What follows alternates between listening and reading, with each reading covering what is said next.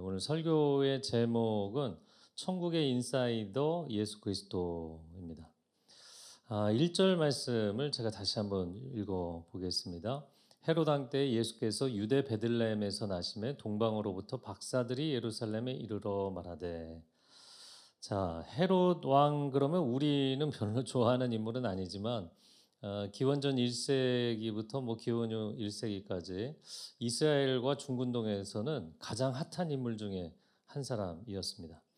왕궁의 예루살렘 왕궁의 내부자라고 할 수 있는 헤롯 대왕, 헤롯 더 그레이트라고 불리는 이 사람은 이름의 뜻이 영웅의 아들입니다. 헤롯. 그 이름처럼 상당히 영웅적인 인생을 살았습니다. 에돔이 나라로서는 망하고 나서 그 에돔 족속의 후예로 태어났는데 무려 25살에 갈릴리 총독으로 임명이 됩니다. 25살. 엄청나죠?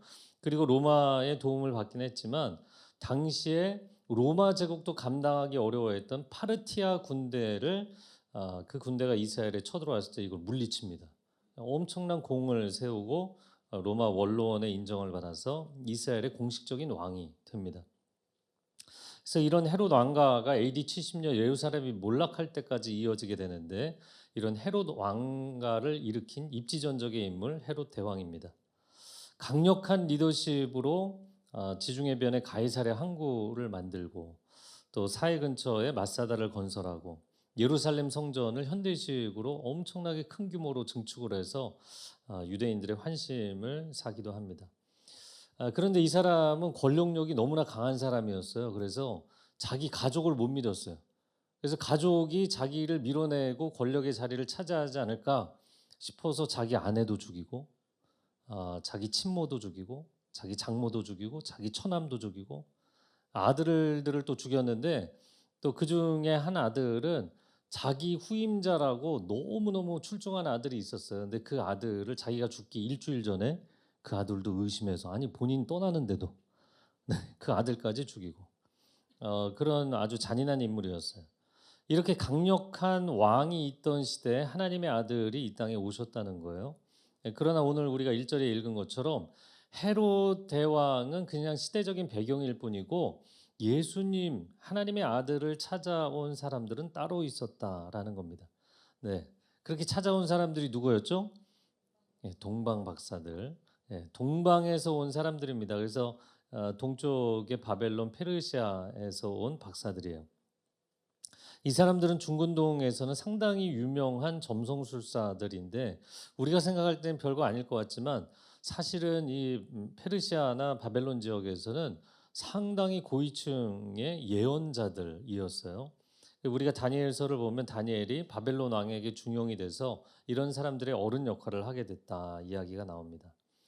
자, 한 아기가 태어났을 뿐인데 세상의 관계 지형도에 지각 변동이 일어나는 것을 오늘 본문에 보게 됩니다. 왜냐하면 아웃사이드에 있었던 사람들이 갑자기 하나님 나라의 인사이드에 등장하도록 하나님 만드셨기 때문이에요. 물론 이스라엘 사람들이 보기에는 그냥 동방의 마술사들에 불과하고 이방인에 불과하죠. 그렇지만 어떻게 보면 그들은 세계사를 주름잡는 메소포타미아의 거대 문명의 주인공들이었어요. 그런 사람들이 예루살렘으로 아기 예수님을 찾아온 것입니다. 자, 이어지는 2절과 3절에 이 소식을 듣고 어떻게 반응을 했는가 보겠습니다. 2절 말씀 같이 읽을까요? 유대인의 왕으로 나시니가 어디 계시냐? 그의 별을 보고 그에게 경배하러 왔노라 하니 헤롯 왕과 온 예루살렘이 듣고 소동한지라. 유대인의 왕을 찾아서 경배를 하겠다. 그러니까 이 왕과 온 예루살렘에 있는 기득권층의 사람들이 반가워했나요? 반가워한 것이 아니라 소동을 일으켰다. 어떻게 이런 일이 이런 반응이었어요. 하나님의 아들이 오셨는데도 이스라엘의 왕도 또 예루살렘에 있는 그 어떤 사람들도 그분께 경배할 생각이 없었어요. 그러니까 인사이드에 있는 사람들은 전혀 반가운 반응이 아니니까 아웃사이드에 있는 사람들을 하나님께서 불러내셔서 그 사람들이 주님께 경배를 하도록 했어요. 여러분, 예수 그리스도는 이 세상의 모든 아웃사이더들의 경배를 기뻐 받으시는 주님이신 줄로 믿습니다. 그래서 예수님께서 예전에 로마 백부장의 믿음을 칭찬하시면서 이런 얘기를 하신 적이 있어요. 뭐 이런 얘기까지 하실 필요가 있나 싶었는데 하신 얘기. 마태복음 8장 11, 12절입니다. 같이 읽어볼까요? 또 너희에게 이르노니 동서로부터 많은 사람이 이르러 아브라함과 이삭과 야곱과 함께 천국에 앉으려니와 그 나라의 본 자손들은 바깥 어두운 데 쫓겨나 거기서 울며 이를 갈게 되리라. 이 구절을 계속 보시면 동서로부터 오는 사람들이 누굴까요? 이방인들을 얘기하는 거예요. 이방인들은 천국에 들어갈 것이고 자기들은 천국에 들어갈 거라고 따놓은 당상이라고 생각했던 유대인들은 못 들어갈 거란 얘기를 하신 거예요. 여러분, 하나님 나라는 반전의 은혜가 있는 나라인 줄로 믿습니다. 먼저 된 자는 나중되고 나중된 자는 먼저 된다. 왜냐하면 하나님은 교만한 자를 기뻐하시지 않기 때문이에요. 그러므로 우리가 주님 앞에 언제든지 우리의 평생에 겸비하여 예배자로 살아야 될 줄로 믿습니다. 자, 인류 역사 최초로 성자께서 오시고 나서 이 반전의 역사는 계속 일어납니다. 이스라엘의 한 중심인 예루살렘은 들러리가 되고 예루살렘 곁에 있었던 아주 작은 마을 베들레헴이 중심지가 된 거예요. 또한 예수님이 공생의 활동을 하시면서 성전이 있는 수도 예루살렘에서 활동하신 게 아니라 저 북부 변방에 있는 갈릴리의 가버나움에서 주로 활동하셨어요. 또한 성전에 내려오실 때도 예루살렘의 밤에 머물지 않으시고 예루살렘 동편 언덕에 있는 판자촌이죠. 가난한 사람들의 마을인 베다니에서 머무셨어요. 여러분, 성경의 이 반전의 역사는 성전사에서도 계속해서 이야기가 됩니다. 하나님께서 역사의 마지막 구간을 지나실 때 내가 회복하고 싶은, 다시 일으키고 싶은 성전이 있다, 이런 얘기를 하십니다. 그러나 그 성전은 최초로 세워진 모세의 성막도 아니었고 가장 화려한 솔로몬 성전도 아니고 또 감격적으로 다시 세운 수룹바벨 성전도 아니고, 우리가 방금 보았던 이 헤롯 대왕 시절에 현대식으로 증축한 헤롯 대성전도 아니었어요. 여러분, 어떤 성소였어요? 다윗의 장막. 임시 장막으로, 임시 처소로 아주 허름하게 세워놓은 그 다윗의 장막을 다시 세우고 싶으시다. 사도행전 15장 16절 같이 읽어볼까요? 시작. 이후에 내가 돌아와서 다시 지으며 또 그 허물어진 것을 다시 지어 일으키리니. 아멘. 네, 저희가 그래서 여기 입주를 할 때 이 성전 이름을 다윗의 장막이라고 했잖아요. 하나님, 이곳 다윗의 장막은 가난한 자를 부욕해 하시는 반전의 은혜를 체험하는 장소 되게 하여 주옵소서. 인생이 절망한 사람들이 힘을 얻고 승리자가 되는 반전의 체험이 있는 성소가 되게 하여 주옵소서. 아멘.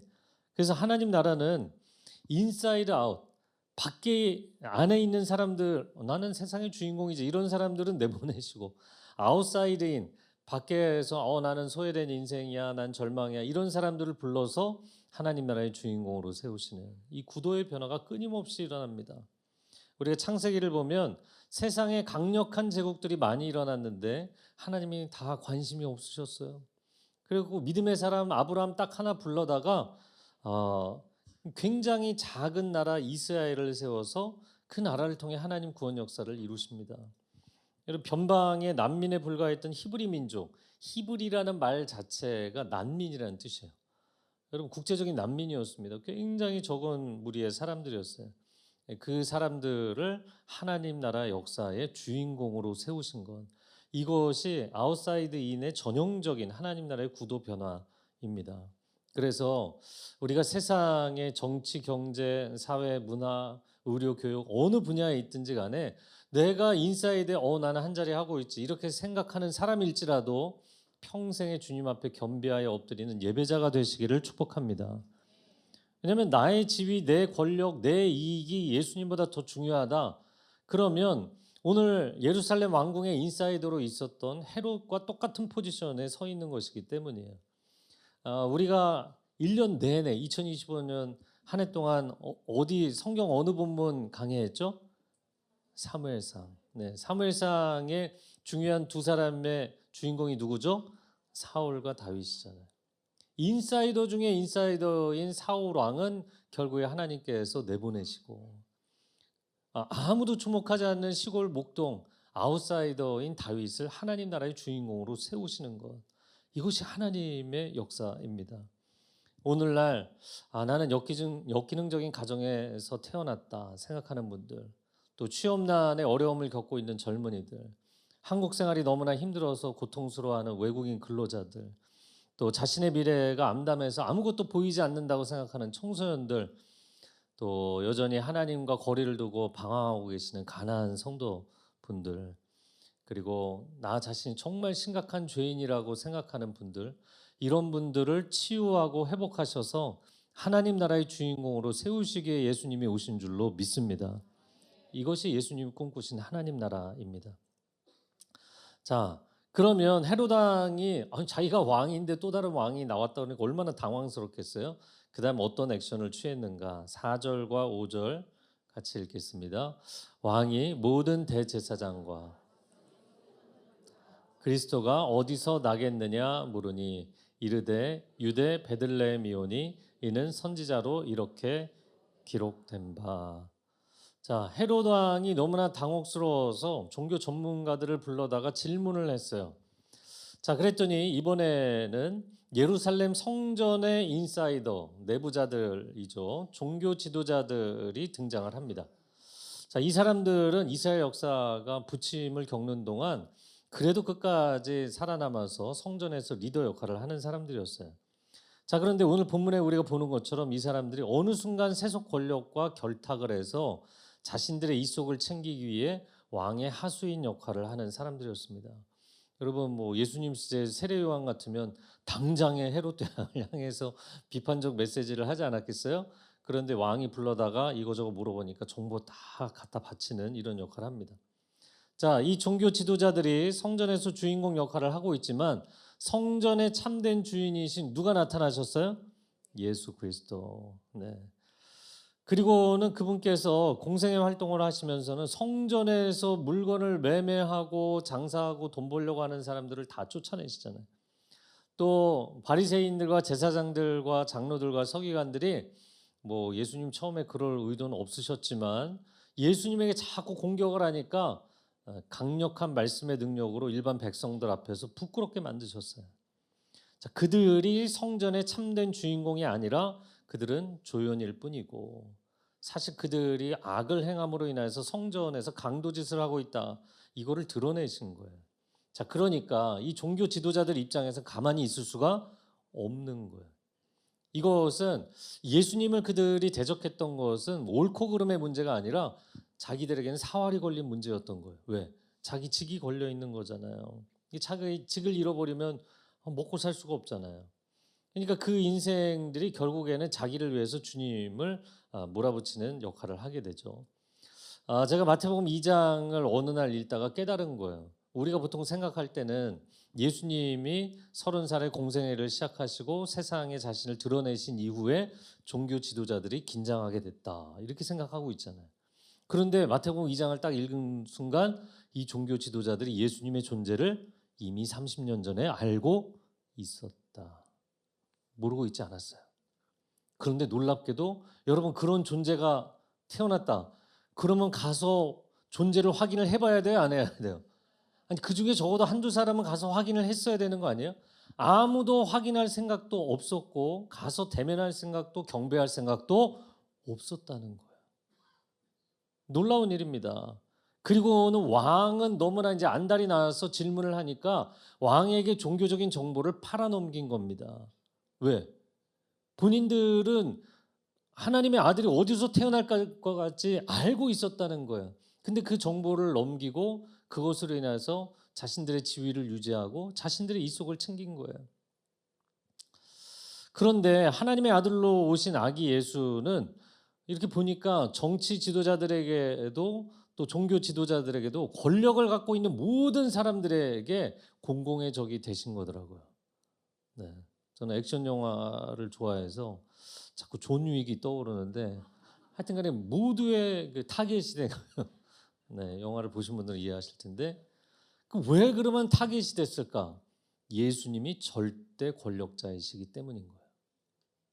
절대 권력을 갖고 계신 분이 나타나면 상대적 권력을 갖고 있는 존재들은 다 그 앞에 무릎을 꿇어야 되잖아요. 그게 싫은 거예요. 그래서 그분을 받아들이고 싶어 하지 않았어요.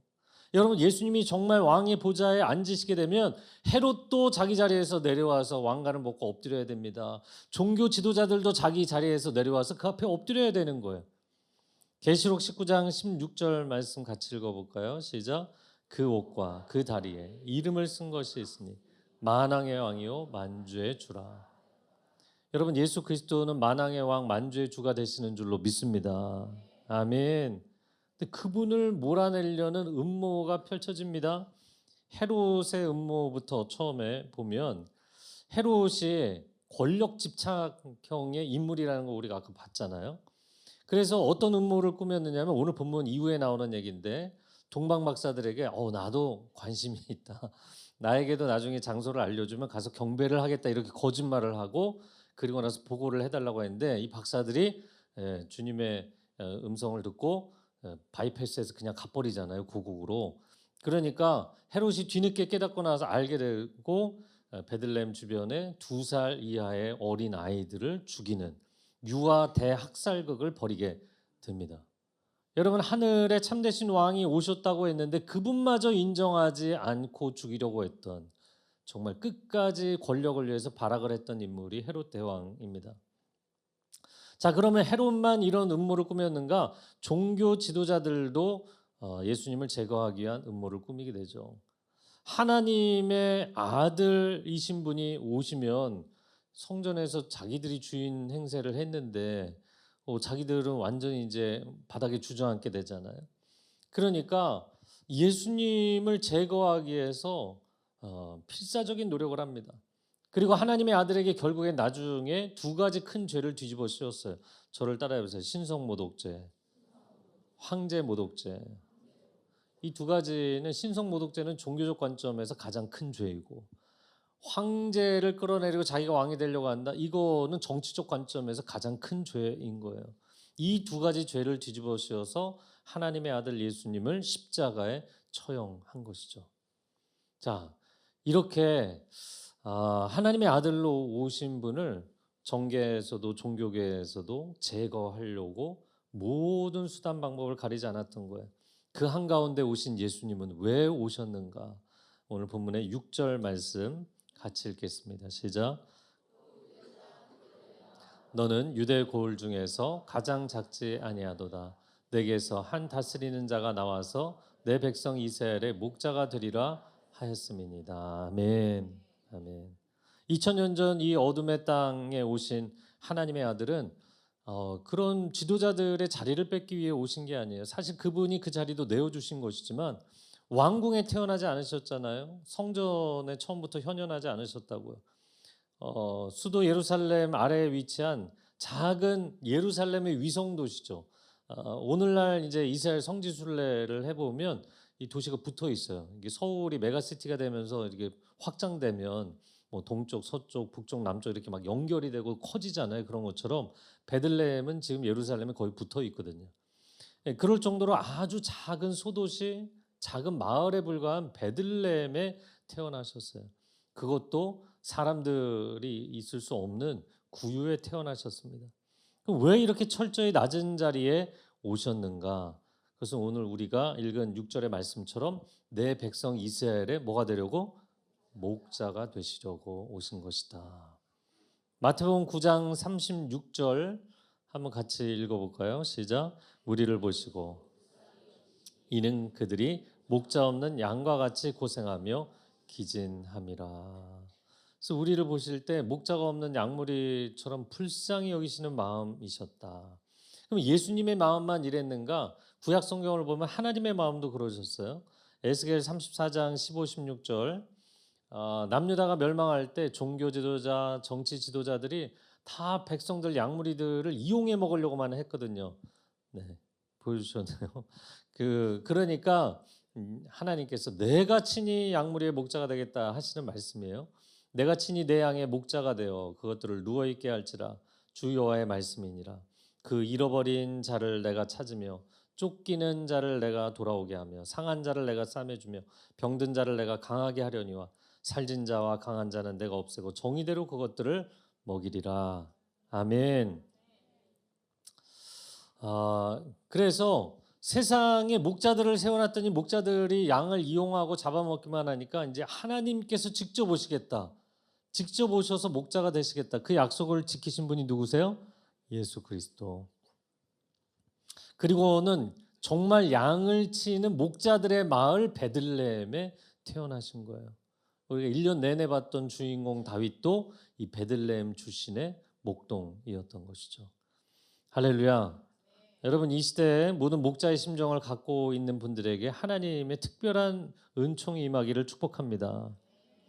자신의 지위, 권력, 이익 때문에 자리에 오르려는 것이 아니라 희생과 사랑과 눈물의 이 결심이 있기 때문에 부모가 되고 순장이 되고 선생님이 되고 목회자가 되고 또 각 분야의 리더가 되는 그런 사람들을 우리 주님이 얼마나 기뻐하시는지 몰라요. 그래야만 세상이 구원을 받을 수 있기 때문에 여러분, 그런 마음을 가진 성도들이 되시기를 축복합니다.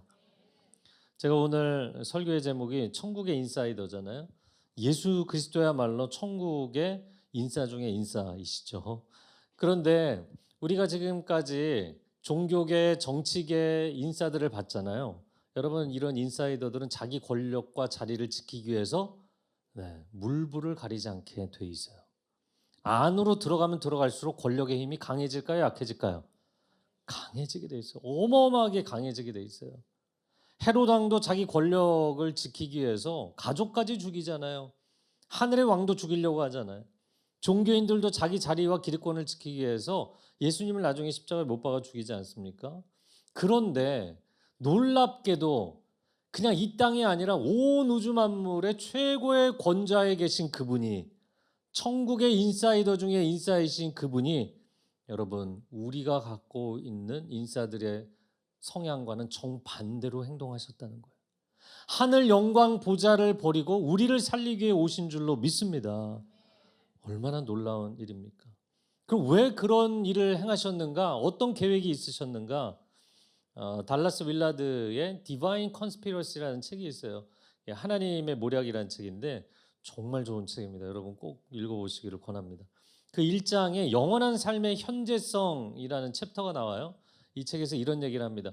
하나님의 아들 예수님이 인간의 형상을 입고 일상 가운데 오신 이유는 우리가 이 지상의 일상에서도 천상을 살아낼 수 있다는 것, 그거를 보여주고 싶으셨다. 할렐루야. 그뿐만이 아니라 이 지상에서 우리의 삶이 끝나는 게 아니라 우리를 저 천상으로 인도하시기 위해서 오셨다.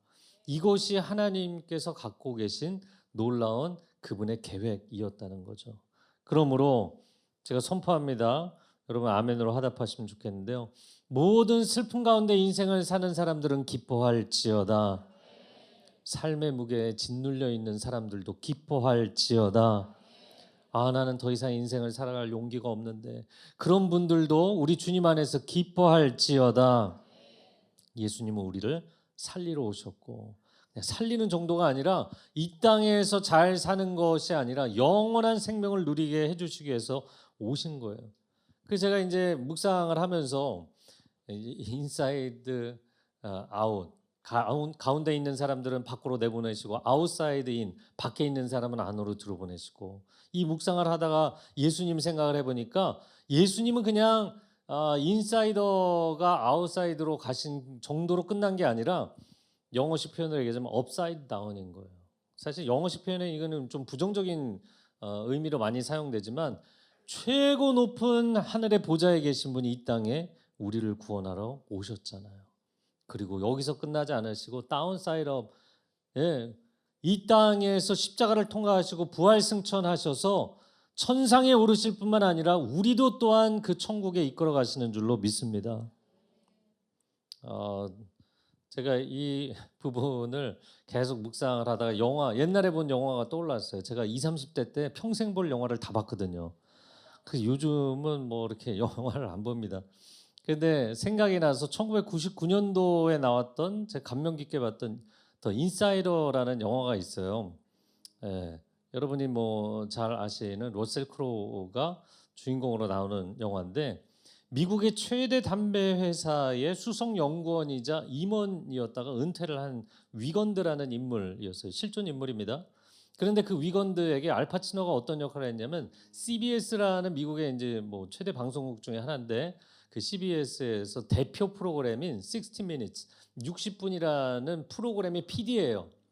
PD 버그만 역할을 했습니다. 우리나라에 그것이 알고 싶다 이런 프로그램이에요. 폭로 프로그램. 그런데 이 버그만이 위건드를 컨택해서 담배 회사의 당신이 인사이더 아니었냐, 내부의 문제를 고발하는 고발자가 돼달라. 그 영상을 60분짜리 영상을 만들자고 한 거예요. 근데 왜 그랬냐면 고소 소송 사건이 있었는데 메이저 담배 회사 7회사의 CEO들이 회장들이 다 나와서 법정에서 니코틴은 중독성이 없습니다. 이 선언을 7명이 쫙 합니다. 다 거짓말이죠. 연구 결과도 다 조작한 거였어요. 자, 그래서 정말 우여곡절 끝에 이 PD가 이 수석연구원을 이제 설득을 해갖고 60분짜리 정말 충격적인 영상을 폭로 영상을 만든 거예요. 여러분 담배 회사들이 그게 영상이 나가도록 가만히 뒀을까요? 가만히 둘 수가 없는 거예요. 난리가 나는 거예요. 그러니까 엄청난 위협이 들어옵니다. PD에게 위협이 들어오고 또 그 수석 연구원에게도 은퇴한 사람에게도 죽이겠다고 살해 위협이 들어오고 CBS 아예 방송국 전체를 이거 매각시켜 버리겠다고 소유주를 바꿔버리겠다 이런 식의 위협이 들어오니까 TV 경영진 법무팀에서 난리가 난 거예요. PD를 그렇게 신뢰했던 PD를 활동을 못하게 만들고 이런 상황이 되니까 결국에는 그 방송을 60분짜리 방송을 제대로 틀지를 못하게 됩니다. 그래서 위건드라는 사람이 버그만이라는 PD한테 나는 내 목숨을 걸고 이걸 했다. 도대체 당신은 뭘 했냐? 그래서 PD가 이 사람도 자기 인생을 걸게 됩니다. 이 업계에서 완전히 이제 매장당할 각오를 하고 이 모든 내용 그리고 협박과 위협과 그리고 조직에서 자기를 방송을 못하게 한 모든 내용까지를 다 뉴욕 타임스 일면에다가 폭로해요. CBS가 어떻게 됐을까? 위상한 추락하고 담배 회사들이 엄청난 손해배상을 물게 됩니다. 근데 미국의 이런 기업 소송 역사상 뭐 최고 액수였다 이렇게 얘기를 해요. 마지막 자막이 뜨는데 2,460억 달러예요. 감이 안 오시죠? 그래서 제가 수학이 좀 약하긴 하지만 계산해 보니까 370조 원이에요. 어마어마한 내부 고발자가 니코틴이 얼마나 중독성이 강하게 만든 것인지에 대해서 다 폭로를 한 거예요. 이걸 어떻게 조작을 했는지를 얘기를 다 폭로를 해버린 거예요. 여러분 갑자기 영화 얘기하니까 성경은 다 까먹으신 것 같은데 제가 성경 얘기하고 싶은 거예요. 천국의 내부자인 예수 그리스도께서 여러분 로마서, 에베소서, 골로새서를 보면 하나님의 마지막 히든카드, 하나님의 비밀을 폭로하기 위해 세상에 오셨다는 거예요. 여러분 그 비밀이 뭡니까? 한마디로 얘기하면 복음이에요. 복음. 내가 절대로 죄 가운데 망가진 너희를 포기하지 않는다. 나는 내 생명까지 내어주고 너희를 살릴 거다. 이 얘기를 하고 싶으신 거예요. 그런데 여러분 정치 지도자도 그 입을 틀어막으려고 하는 거예요. 죽여버리려고 하는 거예요. 종교 지도자들도 그 예수를 죽이려고 하는 거예요. 왜? 여러분 자신들이 세상의 주인공 역할을 했을 뿐만 아니라 자신들이 세상을 구원한다고 얘기했거든요.